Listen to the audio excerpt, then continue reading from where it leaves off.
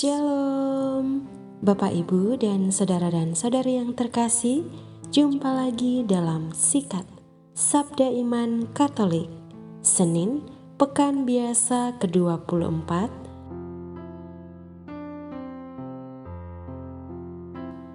Bacaan hari ini dari Injil Lukas bab 7 ayat 1 sampai 10. Marilah kita siapkan hati dan pikiran kita untuk mendengarkan sabda Tuhan. Semoga Tuhan beserta kita sekarang dan selama-lamanya. Inilah Injil suci menurut Lukas. Dimuliakanlah Tuhan. Pada suatu ketika, setelah mengakhiri pengajarannya kepada orang banyak, masuklah Yesus ke Kapernaum. Di situ ada seorang perwira yang mempunyai seorang hamba yang amat ia hargai. Hamba itu sedang sakit keras dan hampir mati. Ketika mendengar tentang Yesus, ia menyuruh beberapa orang tua-tua Yahudi kepadanya untuk meminta agar ia datang dan menyembuhkan hambanya.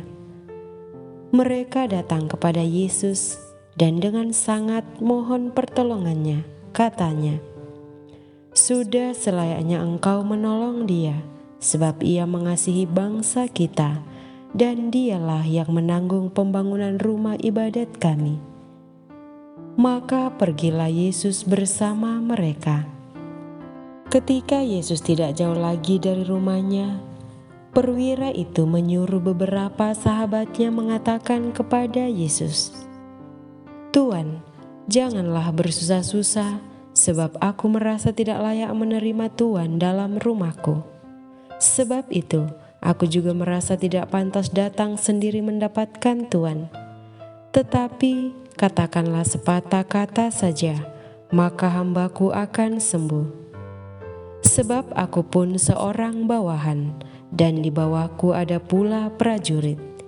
Jika aku berkata kepada salah seorang, 'Pergi,' maka ia pergi, atau kepada yang lain, 'Datanglah,' maka ia datang.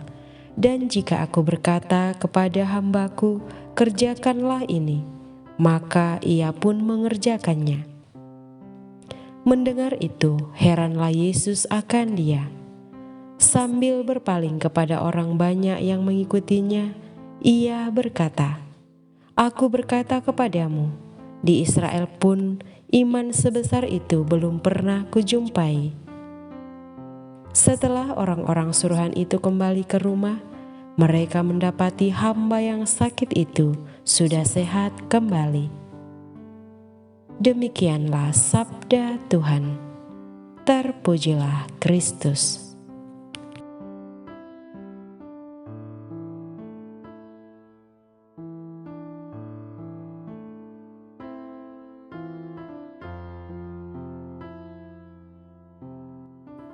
Bapak, Ibu, dan saudara-saudari yang terkasih, beserta para pendengar setia Sabda Iman Katolik dimanapun Anda berada, semoga kita semua senantiasa sehat dan juga hidup di dalam lindungan Tuhan.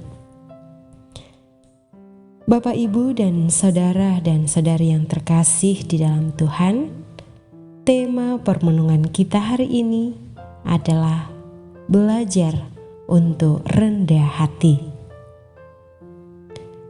Semangat penjajahan bangsa Eropa bisa jadi mewariskan arogansi dalam kekristenan zaman ini. Misalnya saja, banyak orang Kristen mengaku sudah diselamatkan sehingga merasa lebih baik daripada orang lain. Semangat ini kian kental saat mereka membandingkan diri dengan orang yang belum percaya. Fenomena ini membuat kita bertanya-tanya, apakah sikap seperti ini dibenarkan? Bapak, Ibu, dan saudara-saudari yang terkasih di dalam Tuhan, dalam bacaan Injil yang baru saja kita dengarkan, kita membaca kisah seorang perwira Romawi yang takut akan Allah dan sangat mengasihi orang Yahudi. Setidaknya ini dibuktikannya ketika ia mau menanggung biaya pembangunan rumah ibadat. Perwira ini juga sangat mengasihi hambanya. Ketika hambanya sakit, melalui tua-tua Yahudi, ia meminta agar Yesus datang untuk menyembuhkan hambanya itu. Kejadian aneh pun mulai muncul. Ketika Yesus sudah mendekat, perwira itu malah meminta sahabatnya menghalanginya. Sekilas perlakuan ini sungguh tidak sopan. Namun, alasan dari tindakan ini sangat mengharukan. Ia melakukan itu karena merasa tidak layak menerima dan menjamu Yesus. Mungkin perwira itu merasa sangat berdosa sehingga tidak pantas menerima tamu semulia Yesus. Yesus mengagumi iman perwira ini. Iman sebesar ini tidak pernah aku jumpai di antara orang Israel, katanya.